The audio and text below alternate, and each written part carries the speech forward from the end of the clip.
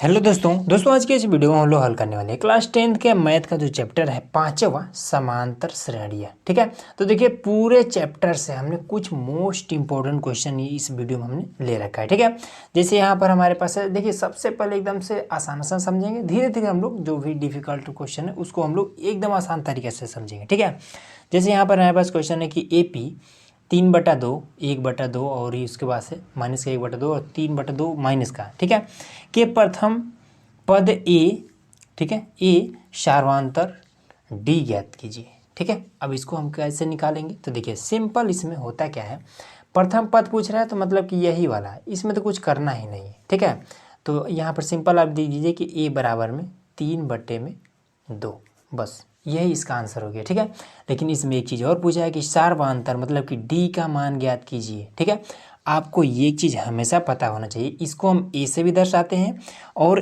A1 से भी दर्शाते हैं। ठीक है, अगर ये A1 है तो ये A2 हो जाएगा।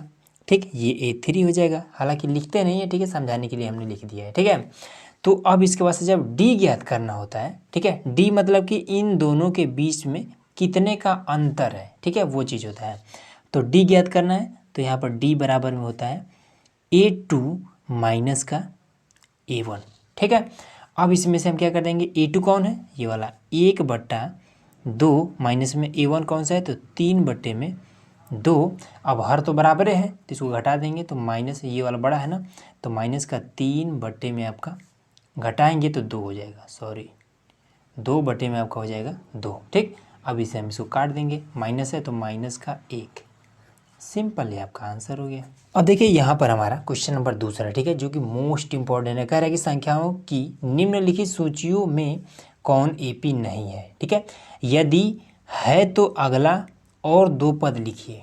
ठीक है, हमें इसमें बताना है कि कौन इसमें AP है और कौन AP नहीं है। ठीक है, तो अब बात आती है कि AP हम पहचानेंगे कैसे। ठीक, तो मैं आपको सबसे पहले तो एक हिंट बता देता हूँ। ठीक है, हिंट ये है कि जहाँ पर ये वाला आपका AP लिखा हुआ है, ठीक है, तो यहाँ पर आपको समझ जाना कि इसके और इसके बीच का जो अंतर है वो सेम है। ठीक है, अब जैसे इसके और इसके बीच का अंतर कितना निकला, माइनस का 1। ठीक, अब इसके और इसके बीच का भी अंतर कितना निकलेगा, माइनस का 1 ही निकलेगा। ठीक, तो जहाँ पर AP लिखा हुआ है ऐसा, तो समझ आना है कि इसका क्या है, अंतर समान है, ये एक AP है, लेकिन इसमें AP नहीं लिखा हुआ है। ठीक है, हमें इसमें बताना है कि ये AP है या फिर नहीं है। तो सिंपल इसमें देखिए क्या करेंगे, देखेंगे कि इन दोनों के बीच का अंतर कितना है। ठीक है, तो हम जब अंतर निकालना है तो D बराबर में A2 माइनस का A1 कर देंगे। A2 कौन है, तो ये दूसरा वाला, तो 10 माइनस का 4 कर देंगे, बराबर में आपका आ जाएगा 6। ठीक, अब इसके बाद से क्या करेंगे कि इसके और इसके बीच का अंतर कितने का है, 6 का। ठीक है, अब इसके बीच का अंतर घटा करके देख लेंगे तो 10, 16 में से 10 जाएगा, वो कितना बचेगा, 6 ही बचेगा। ठीक है, फिर इसके बीच का अंतर देख लेंगे तो 22 में से 16 जाए कितना, 6 ही बचेगा, मतलब कि ये एक AP है। ठीक है, तो यहाँ पर हम लिख देंगे क्या कि AP है। ठीक है, AP है, बस। अब इसके साथ ही साथ इसमें एक चीज़ और दिया हुआ है कि अगर AP है तो अगला 2 पद और लिखिए। ठीक है, मतलब कि 22 के बाद से अगला क्या आएगा, ठीक है, उसके बाद हमें 2 पद लिखना है। तो देखिए 22 के बाद से, देखिए इनके बीच का अंतर कितना है, 6 का अंतर है, तो 22 के बाद से 6 और जोड़ दीजिए। ठीक, तो ऐसे आप लिखिए कि 4 लिखिए, 10 लिखिए, 16 लिखिए, 22 लिखिए। ठीक है, उसके बाद से 22 से आपका हो जाएगा 28 लिखिए। ठीक है, 28 से आपका हो जाएगा 34, ये आपका फाइनल आंसर हो जाएगा।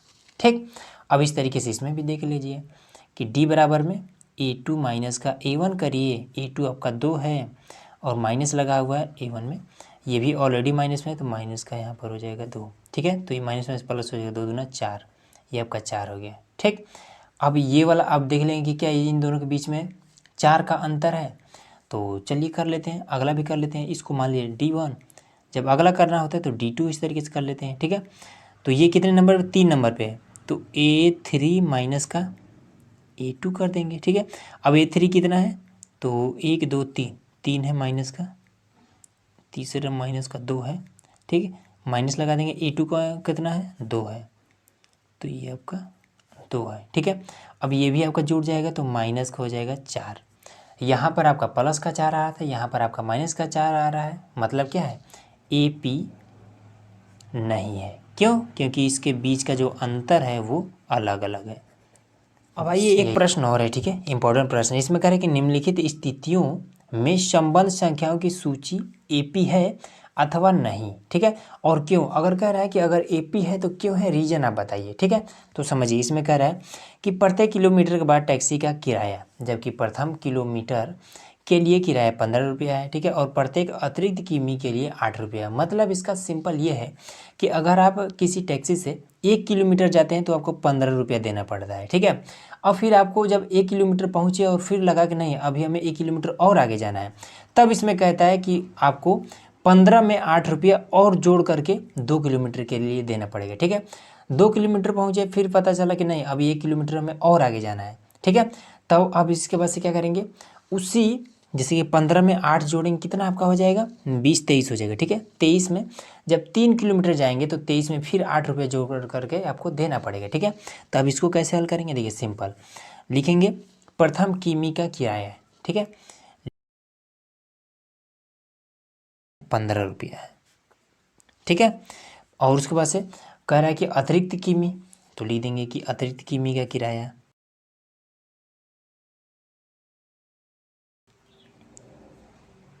8 रुपया है, ठीक है। अब इसके बाद से हमें एपी हम इसका निकाल लेते हैं, ठीक है। तो देखिए 1 किलोमीटर जब आप जाएंगे लिख देंगे एपी, ठीक है। 1 किलोमीटर जब आप जाएंगे तो 15 रुपया लग रहा है, ठीक। अब 1 किलोमीटर जब 2 किलोमीटर जाएंगे तो 15 8 आपका हो जाएगा 23, ठीक है। उसके बाद से जब 3 किलोमीटर जाएंगे तो कितना हो जाएगा, तो इसमें आपको 8 जोड़ दें 31 हो जाएगा, ठीक है। फिर आप 4 किलोमीटर अगर जाना होगा तो आपका 39 रुपये देना पड़ेगा। इस तरीके जिस तरीके से आप बढ़ते जाएंगे आपको 8 रुपया बढ़ता जाएगा, ठीक है। इसमें कह रहा है कि ये एपी अगर है तो फिर क्यों है, ठीक है। तो रीजन बता दीजिएगा कि इनके बीच का जो अंतर है वो 8 का है, मतलब कि ये क्या है, एपी है, ठीक। तो लिख देंगे कि अंतर समान है या फिर सर्वांतर समान है।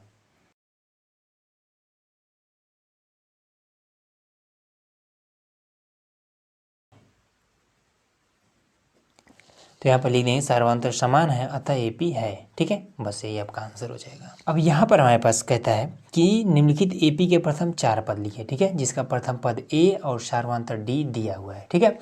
कह रहा है ऐसे कि सिंपल, इसका मतलब ये है, कह रहा है कि इन दोनों के मदद से आप एक एपी लिखिए, ठीक है, वो भी 4 पद का होना चाहिए, ठीक है।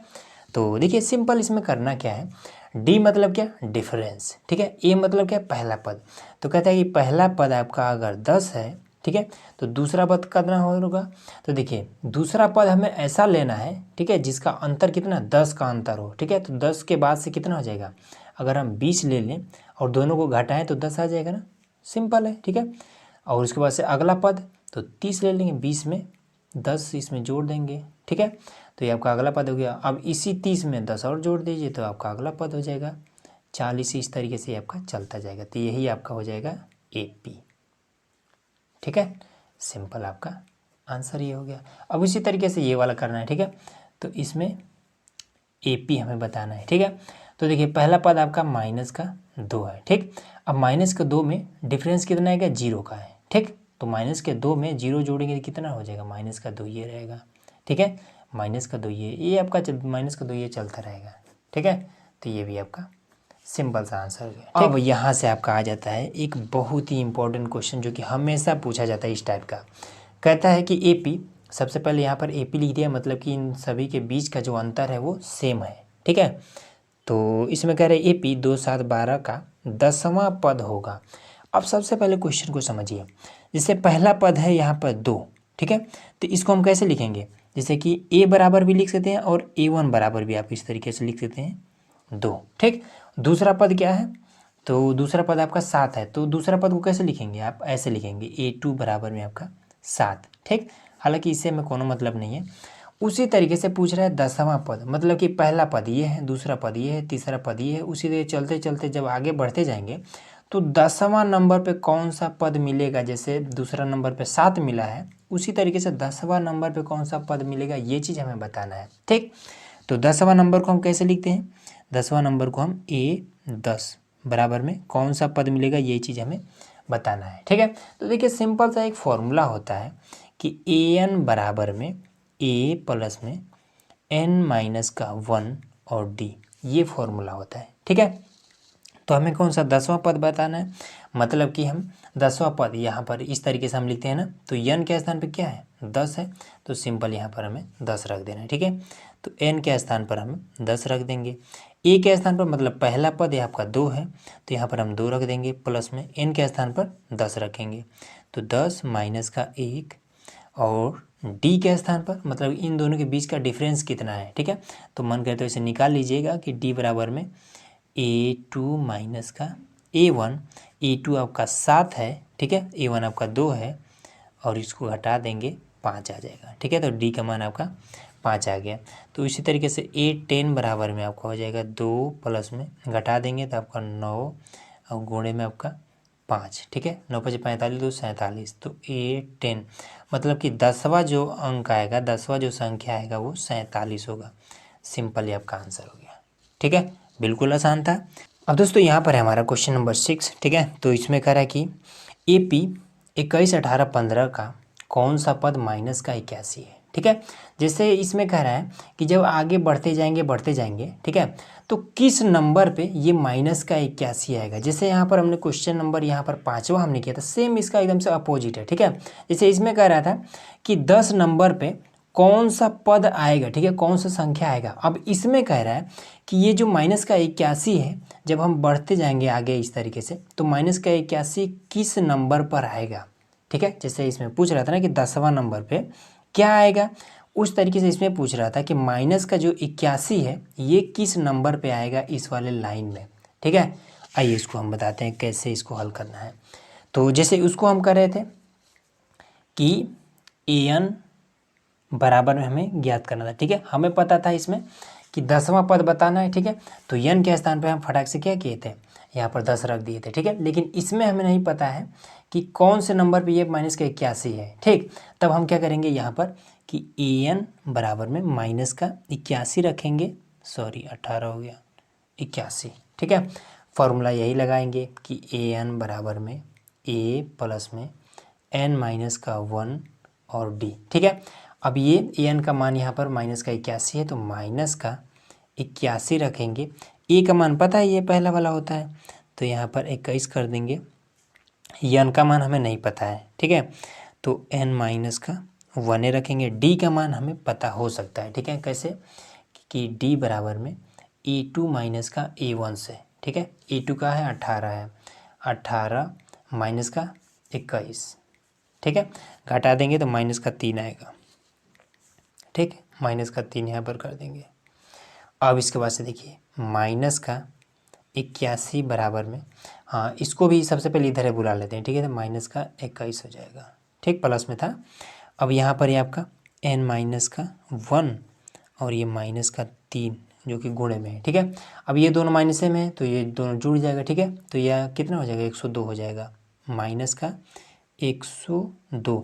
अब ये गुणा कर रहा है, इधर इसको इधर बुला देंगे, तो ये माइनस का 3 हो जाएगा बराबर में n माइनस का 1। ठीक है, इससे इसको काट देंगे। ठीक, तो ये आपका 3 तरीका 9 हो जाएगा, यहाँ पर 10 है मतलब एक बचा है, 1 को 2 क्या रखेंगे 12 होगा, 3 चौका 12 हो जाएगा। अब 1 को इधर बुला लेंगे तो प्लस का 1 बराबर में n। ठीक है, मतलब यही आपका आंसर हो जाएगा 35, n बराबर में आपका 35। ठीक, मतलब इसका ये हुआ कि जब हम इसमें ये घटते जा रहा है ना, इसमें देखिए 21 है, फिर 18 है, फिर 15 है, घटते जा रहा है, इसलिए आगे चल के माइनस आएगा। ठीक है, तो ये जो माइनस का 81 है ये 35वें नंबर पर आपका आ जाएगा इस वाले लाइन में जब आगे बढ़ते जाएंगे तो। ठीक, अब इसी में एक चीज़ और जोड़ दिया है कि साथ ही इस AP का कोई पद शून्य होगा। ठीक है, कोई पद शून्य होगा, मतलब कि इसमें क्या ऐसा भी सिचुएशन आएगा कि जिसका कहीं पर आपका कोई पद आपका 0 हो जाए। ठीक है, ये चीज़ पूछ रहा है, तो ठीक है हम एक बार 0 करके इसमें देख लेंगे। ठीक, तो an के फॉर्मूले में an के स्थान पर हम 0 रख के देख लेंगे कि कहाँ पर ये 0 आ रहा है। तो देखिए, तो इसमें चाहे तो मन करे तो अब इसमें लिख सकते हैं, कोनो दिक्कत नहीं है। ठीक है, अब इसके बाद से an बराबर में a प्लस में n माइनस का 1 d। ठीक, हमें 0 बताना है कि कहाँ पर इसमें इस लाइन में, जैसे ये घट रहा है ना, यहाँ पर घटते घटते अब एक बार ऐसा आएगा कि ये 0 तक जाएगा, उसके बाद से ना फिर माइनस शुरू होगा, तो इसमें 0 रख देंगे। एक बार 0 रख देंगे, ए का मान कितना है 21 है, 21 रख देंगे। फिर एन का मान, इससे हमें कोनो मतलब नहीं है, ठीक है। तो n माइनस का 1 और d का मान माइनस का 3, ठीक है। इसको हम इधर भेजेंगे तो आपका माइनस का 3 आ जाएगा, ठीक। उसके बाद से फिर ये आपका n माइनस का 1 और माइनस का 3, इसको हम इधर बुला लेंगे। सबसे पहले तो 21 के बजाय हम 3 लिख दिए। अब ये माइनस का 21 बटे में आपका माइनस का 3 बराबर में n माइनस का 1, ठीक है। इससे आपका कट जाएगा 3 7 21 7 बराबर में n माइनस का 1, ठीक है। अब इसको हम इधर बुलाएंगे तो आपका हो जाएगा 8 बराबर में n, मतलब कि 8वें नंबर पर क्या आ जाएगा आपका 0 आ जाएगा, ठीक है। इसमें जब घटते घटते जब 8वें नंबर तक पहुँचेंगे तब इसमें क्या आ जाएगा, एक पद होगा जो शून्य होगा, ठीक। तो ये भी बिल्कुल आसान था, इजीली हो गया। ऐसा प्रश्न जब भी आएगा या तो 4 नंबर के लिए आएगा या फिर 6 नंबर के लिए आएगा, ठीक है। अगला प्रश्न, अब देखिए यहाँ पर हमारा क्वेश्चन नंबर है 8वां, ठीक है। इसमें कह रहे हैं कि 2 अंकों की कितनी संख्याएं 3 से विभाज्य है, ठीक है। अब इसको कैसे करेंगे, देखिए 2 अंकों की कितनी संख्याएं सबसे पहले होती हैं, ठीक है। तो 10 से लेकर के, ठीक, 10 से लेकर के 99 तक आपका 2 अंक की होती हैं संख्याएं, ठीक है। क्योंकि देखिए आपका 1 से लेकर के और 9 तक तो आपका एक ही अंक होता है, ठीक है। उसके बाद से जो 100 होता है इसमें 3 अंक हो जाता है, ठीक है। तो इसलिए ये सब तो होगा नहीं, तो इसलिए 10 से लेकर के 99 तक की जो संख्या है ये आपका होते हैं कितना, 2 अंक की, ठीक। अब हमें भी इसमें पूछ रहा है कि 2 अंकों की कितनी संख्याएं 3 से विभाजित हो जाएंगी, ठीक है, मतलब 3 से पूरा पूरा कट जाएगा। तो देखिए इसको कैसे करेंगे। सबसे पहला चीज़ कि क्या 10 3 से कट सकता है, कट तो सकता है लेकिन दशमलव में चला जाएगा, ठीक है, इसलिए 10 नहीं लेंगे। 11 कटेगा, नहीं कटेगा, ठीक है। 12 3 चौके 12, हाँ 12 कट जाएगा, तो 12 यहाँ पर हम लिख लेंगे, ठीक। 12 के बाद से देखेंगे 13 कटेगा, नहीं कटेगा। 14 कटेगा, नहीं कटेगा, ठीक है। 14 में आप 3 से भाग करके देख सकते हैं, दशमलव आ जाएगा लेकिन कटेगा नहीं। 15 3 5 15, हाँ 15 कट जाएगा, ठीक है। बस अब यहीं से देखिए कहानी शुरू। यहाँ से आपका 12 के बाद से कितना बढ़ेंगे तो 15 आ जाएगा, तो 3 बढ़ेंगे ना, ठीक है, 3 बढ़ेंगे तो 15 आ जा रहा है जो कि 3 से विभाज्य है। अब इसके बाद से 3 बढ़े हैं तो 15 में 3 और जोड़ दीजिए, हो जाएगा आपका 18, ठीक है। 18 में 3 जोड़ दीजिए, आपका हो जाएगा 21। देखिए 18 से पहले आपका आता है 16, ये भी 3 से नहीं कटेगा। उसके बाद से आपका 17 आता है, ठीक है, ये भी 3 से नहीं कटेगा। उसके बाद से 21 है, ठीक है, 21 से पहले आपका आता है 20, नहीं कटेगा 3 से, और 19 भी नहीं कटेगा 3 से, 18 आपका यहाँ पे लिखा ही है, ठीक है। तो इस तरीके से आपका होता है। अब सीधे चलते जाएंगे क्योंकि अब सब तो करना पॉसिबल नहीं है। लास्ट में सबसे देखेंगे क्या 99 कट जाएगा 3 से, तो हाँ 99 भी आपका 3 से कट जाएगा, तो इस तरीके से आपको 99 लिख लेना है, ठीक। अब आपको सिंपल वही फॉर्मूला लगा देना है, an बराबर में a प्लस में n माइनस का 1 और d, ठीक। ये फॉर्मूला यूज करिए या फिर सिंपल यही वाला चीज़ होता है, an के स्थान पे यल लगा दिया जाता है, ठीक है। a प्लस में n माइनस का 1 और d, यल मतलब जो लास्ट में होता है, ठीक है। an के स्थान पर भी ये लास्ट वाला रखेंगे, आपका आंसर आ जाएगा, लेकिन यल वाला लगाइएगा, ये सही रहेगा, ठीक है। यल मतलब लास्ट वाला संख्या, ठीक। तो लास्ट वाला l बराबर आपका है 99, ठीक है, और a बराबर है आपका 12, d बराबर आपका कितना हो जाएगा, इन दोनों के बीच में अंतर कितने का, 12 3 15, 3 का है, ठीक है। और कुछ तो नहीं है, और कुछ नहीं है, तो 99 हो जाएगा।